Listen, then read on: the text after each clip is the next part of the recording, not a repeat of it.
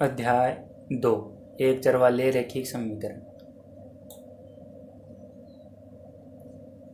पहले हम देखते हैं एक चर वाले रैखिक समीकरण क्या होते हैं। एक चर वाले समीकरण जिनमें चर की अधिकतम घात 1 हो, एक चर वाले रैखिक समीकरण कहलाते हैं। जैसे उदाहरण देखते हैं। जैसे पहला उदाहरण है 5x बराबर 10। यहाँ पर चर राशि है x जिसकी अधिकतम घात है 1 और समता का चिन्ह है, इसलिए यह एक चर वाला रैखिक समीकरण है।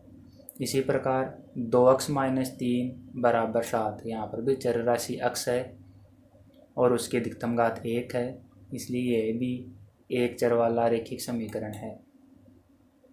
ऐसे ही 2x + 1 बराबर 3, यहाँ पर भी केवल एक ही चर राशि है x जिसकी अधिकतम घात है 1, इसलिए यह भी एक चर वाला रैखिक समीकरण है। ऐसे ही 3y - 7 बराबर 2, यहाँ पर भी एक ही चर राशि है y और उसकी अधिकतम घात भी 1 है, इसलिए ये सब एक चर वाले रैखिक समीकरण के उदाहरण हैं। इस अध्याय में, इस प्रश्नावली में हम पढ़ेंगे कि इनको हल कैसे किया जाता है, यानी कि एक चर वाले रैखिक समीकरणों को हल कैसे किया जाता है।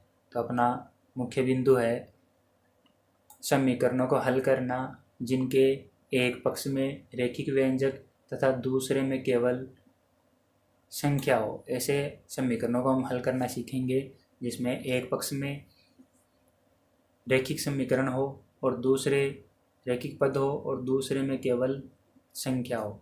तो ऊपर जो उदाहरण लिए गए इनको ही हम ले लेते हैं। तो सबसे पहले उदाहरण है 5x बराबर 10। इसको सरल करके देखते हैं। 5x बराबर 10, x का जो गुणांक है 5, इसको जब हम दूसरे पक्ष में ले जाएंगे तो ये 10 के भाग में आ जाएगा। तो हमें प्राप्त होगा x बराबर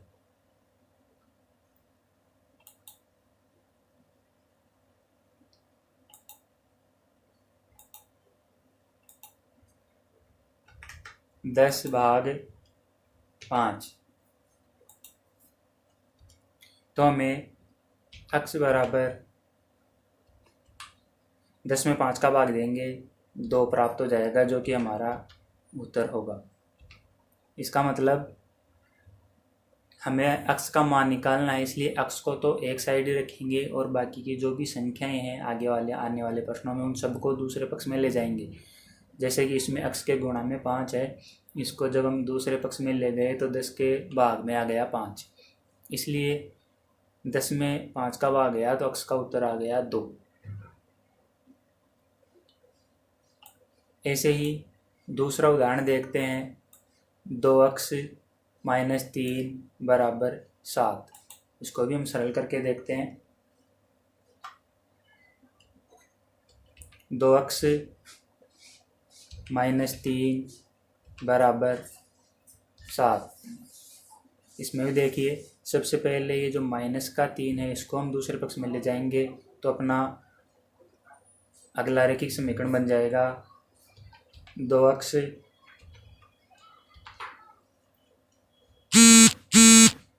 2x बराबर 7 + 3। इसके आगे हमें प्राप्त होगा 2x बराबर 7 में 3 जुड़ जाएगा तो हो जाएंगे 10।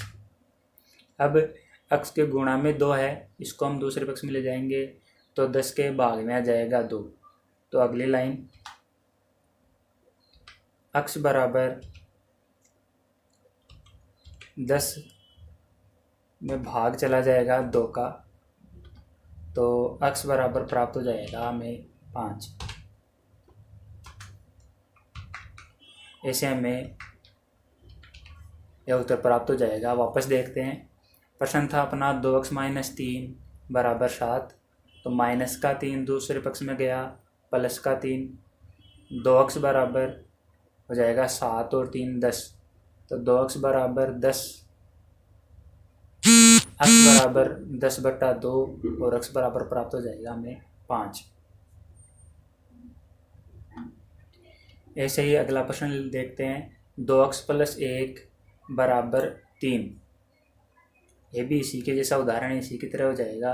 और ऐसे ही 3y - 7 बराबर 2, तो पहले माइनस का 7 जाएगा, इधर प्लस का 7 हो जाएगा, तो हो जाएगा 7 और 2 9। 3y गुणा में है, इसको दूसरे पक्ष में ले जाएंगे तो भाग में आ जाएगा, तो 9/3 y बराबर इसका 6 उत्तर आ जाएगा। ऐसे हम अपने प्रश्नों को सरल कर सकते हैं। हमें प्रश्नावली 2.1 जो दी गई, ऐसे ही कुछ प्रश्न दिए गए हैं कि निम्न समीकरणों को हल कीजिए। जैसे पहला प्रश्न है x - 2 बराबर 7, तो सरल सा प्रश्न है। माइनस का 2 इसके दूसरे पक्ष में आएगा तो जाएगा प्लस के 2, 7 और 2 9, x बराबर हो जाएंगे 9। ऐसे दूसरा प्रश्न है y + 3 बराबर 10, प्लस का 3 इसको दूसरे पक्ष में ले जाएंगे तो 10 - 3 हो जाएगा, y बराबर प्राप्त हो जाएगा 7। ऐसे ही तीसरा प्रश्न है, इसमें अब की बार चरराशि दूसरे पक्ष में आ गई, तो इसको हम इधर ही रख लेंगे। सरल करके देखते हैं।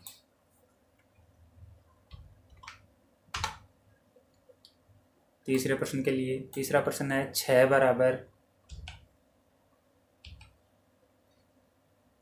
z +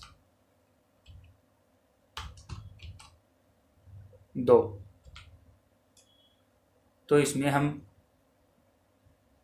z को इधर रख लेंगे, 2 को दूसरे पक्ष में ले जाएंगे, तो अगली लाइन प्राप्त हो जाएगी हमें 6 बराबर, या 2 को हम दूसरी साइड में ले जाएंगे, प्लस का 2 दूसरी साइड में जाएगा, 6 - 2 बराबर z, तो 6 में से 2 जाएंगे, अगली लाइन आ जाएगी 4 बराबर z।